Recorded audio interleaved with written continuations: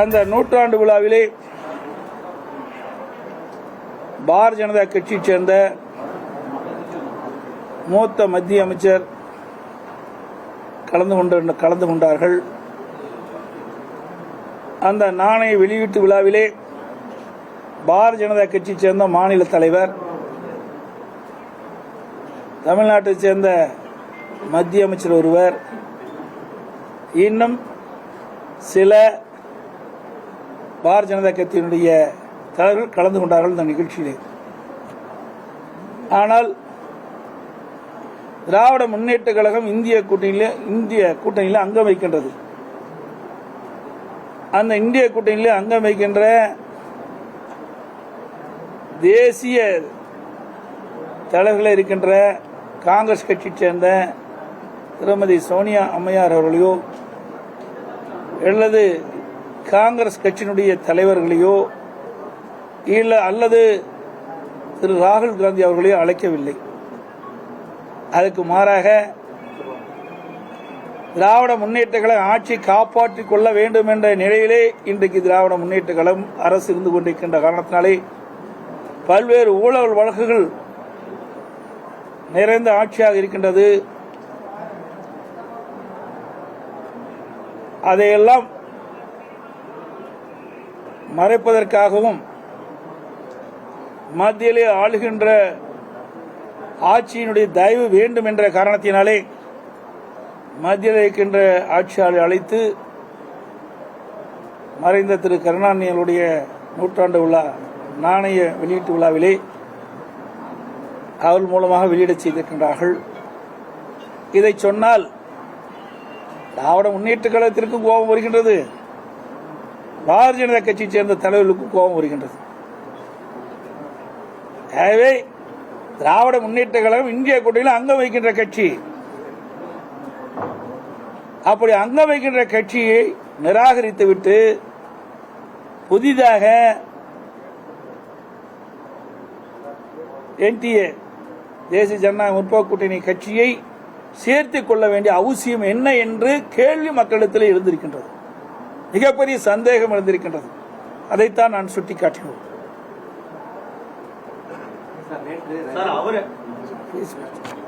அதோடு இந்த விழா முதலமைச்சர் பேசுகின்றார். இந்த விழா மாநில அரசாங்கத்தால் நடத்தப்படுகின்ற விழா அல்ல, மத்திய அரசாங்கத்தால் நடத்தப்படுகின்ற விழா என்று சொல்கிறார்.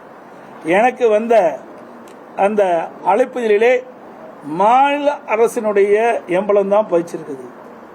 மாநிலத்தில் இருக்கின்ற தலைமை செயலாளர் அவர்கள் தான் எங்களுக்கு அந்த அழைப்புதலை கொடுத்திருக்கின்றார். அவருடைய பெயர் தான் இடம்பெற்றிருக்கின்றது. ஆகவே இது மாநில அரசு நடத்துகின்ற விழா, மத்திய அரசு நடத்துகின்ற விழாவல்ல. இது கூட தெரியாம ஒரு விழா நடத்துகின்ற முதலமைச்சர் தமிழ்நாடு முதலமைச்சர் திரு ஸ்டாலின். அது மட்டுமல்ல, இதை சொன்ன உடனே பாரதிய ஜனதா கட்சியை சேர்ந்த தலைவர்கள் மாநில தலைவருக்கு கோபம் பொத்துக்கொண்டு வந்து என்னை பற்றி பல வசைபாடி இருக்கின்றார். ஏதோ மத்தியிலே இருந்து ஆட்சியாளர் வந்து இந்த நாணயத்தை வெளியிட்டால்தான் அதுக்கு அவர்களுக்கு புகழ் கிடைக்கும் என்ற ஒரு தோரையிலே பேசியிருக்கின்றார். நான் கருத்தை சொல்கின்ற பொழுது ஊடகத்தின் வாயிலாக பத்திரிகையின் வாயிலாக சொல்கின்ற பொழுது பொன்மனச்செம்மல் புரட்சித் தலைவர் எம்ஜிஆருடைய நூற்றாண்டு விழா வந்த பொழுது புரட்சித் தலைவருடைய பெயரிலே என்னங்க நீங்க இருங்க வந்துடுறேன் குறுக்க வராதீங்க அப்படியே நிறுத்துங்கலாம். புரட்சித் தலைவர் எம்ஜிஆருடைய நூற்றாண்டு விழா வந்த பொழுது அவருக்கு சிறப்பு செய்கின்ற விதமாக, புகழ் சேர்க்கின்ற விதமாக நாங்களும் நாணயம் வெளியிட்டோம். அப்பொழுது நாங்களே அனைத்து இந்திய அண்ணா திராவிட முன்னேற்ற கழக தொண்டன் என்ற முறையிலும் முதலமைச்சர் என்ற முறையிலும் நான் வெளியிட்டேன். அதை பற்றி சிறுமைப்படுத்தி பேசியிருக்கின்றார் பாரதிய ஜனதா கட்சியுடைய தலைவர். ஏதோ மத்தியிலே இருக்கின்ற ஆட்சியாளர் வந்து வெளியிட்டால் தான் புரட்சித் தலைவர் எம்ஜிஆருக்கு புகழ் கிடைக்கும் என்ற தோரையிலே பேசியிருக்கின்றார். அது சிறுபிள்ளைத்தனமானது. பொன்மனச்செம்மல் புரட்சித் தலைவர் எம்ஜிஆர் 1977 முதலமைச்சராக இருந்து பணியாற்றினார். 1980 முதலமைச்சராக இருந்து பணியாற்றினார். 1984 முதலமைச்சராக இருந்து பணியாற்றினார். ஆக வரலாறு தெரியாமல் இன்றைய பாரதிய ஜனதா கட்சி தலைவர் பேசுவது விந்தையாக இருக்கின்றது. 1984 தான் இப்பொழுது இருக்கின்ற பாரதிய ஜனதா கட்சியுடைய தலைவர் பிறந்திருக்கிறார் என்றுதான் எனக்கு கிடைத்த தகவல். இவர் பிறப்பதற்கு முன்பாகவே பொன்மனச்செம்மல் புரட்சித் தலைவர் எம்ஜிஆர் அவர்கள் தமிழகத்துடைய முதலமைச்சராக பொறுப்பேற்று திறம்பட பணியாற்றி நாட்டு மக்களிடத்திலே நன்மதிப்பை பெற்றவர். அவர் திரையுலகத்தில் இருக்கின்ற பொழுதே தனக்கென்று ஒரு முத்திரையை பதித்தவர். கொடுத்து கொடுத்து சிவந்த கரத்திற்கு சொந்தக்காரர் என்று சொன்னால் எம்ஜிஆர் என்றுதான் சொல்லுவார்கள். அந்த அளவுக்கு பெயர் பெற்றவர், புகழ் பெற்றவர், பாரத ரத்னா விருதை பெற்றவர். இப்படி மக்கள் இடத்திலே மிகுந்த செல்வாக்கு பெற்ற புகழ் பெற்ற தலைவர் தான் எங்களுடைய தலைவர் பொன்மனச்செம்மல் புரட்சித் தலைவர் எம்ஜிஆர். அந்த வரலாறு கூட தெரியாம நீங்க பிறப்பதற்கு முன்பாகவே ஆட்சியில் அமர்ந்த தலைவர் எங்களுடைய தலைவர் என்பதையும் இந்த நேரத்தில் நினைவு கூர்ந்து, அது மட்டுமல்ல உங்களுடைய தலைவர்களாம் அப்பொழுது எந்த பதவியிலும் இல்லை என்பதையும் இந்த நேரத்தில் தெரிவித்திருக்கிறேன்.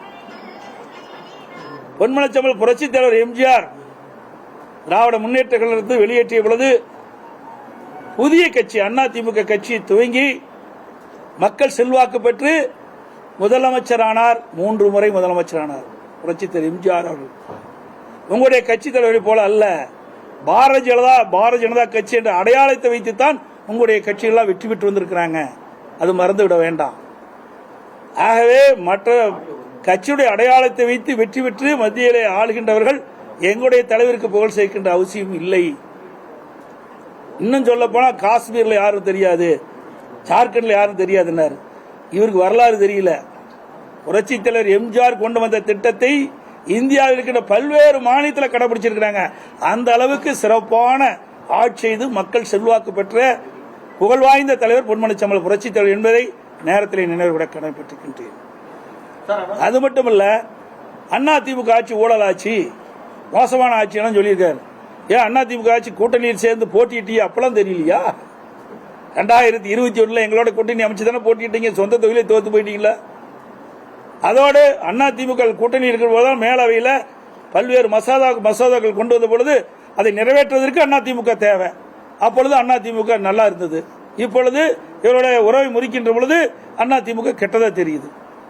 இதுதான் பாரதிய ஜனதா கட்சியினுடைய இரட்டை வேடம் என்பதை இந்த நேரத்தில் நினைவு கூற கடைபிடிக்கின்றேன்.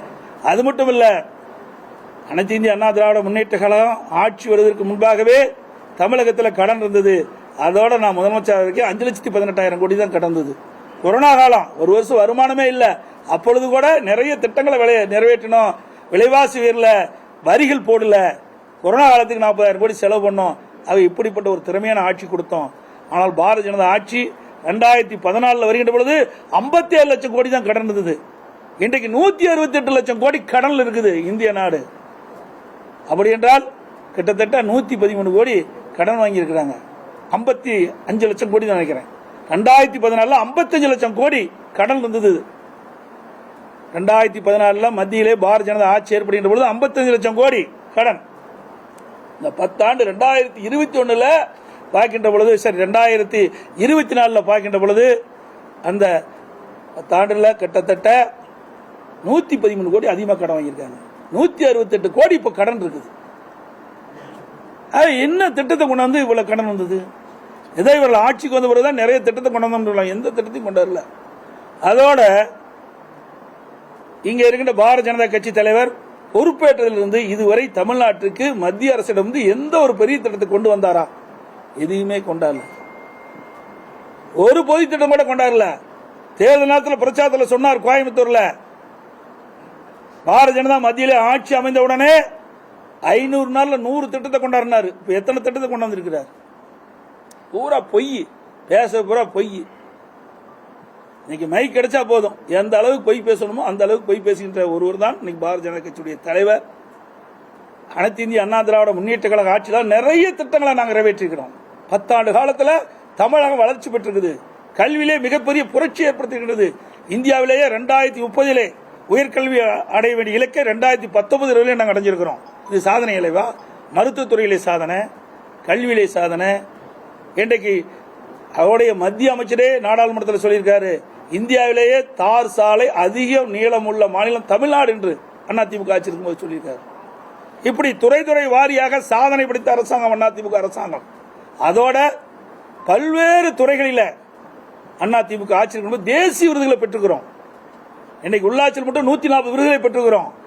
சமூக துறையில் விருது, போக்குவரத்து துறையில் விருது, மின்சாரத்துறையில் விருது, சமூக துறையில விருது, இப்படி பல துறையில தேசிய விருதுகளை பெற்று திறம்பட ஆட்சி செய்த அரசாங்கம் என்ற நற்பெயர் பெற்ற அரசாங்கம் அதிமுக அரசாங்கம். நம்முடைய சேலம் மாவட்டத்தில் எவ்வளவு திட்டங்களை கொண்டு வந்திருக்கிறோம். இன்னைக்கு கால்நடை பூங்கா இன்னைக்கு பூட்டி கிடக்குது, இன்னும் திறக்கல. பலமுறை சொன்ன இதை நிறைவேற்றல. அத்திக்கடை அவனாசி திட்டம் அதிமுக ஆட்சி தான் கொண்டாந்தோம். மத்திய அரசு நிதி கிடையாது, முழுக்க முழுக்க மாநில அரசாங்கத்துடைய நிதி. செய்திகளை உடனுக்குடனும் துல்லியமாகவும் தெரிந்து கொள்ள சப்ஸ்கிரைப் பண்ணுங்க.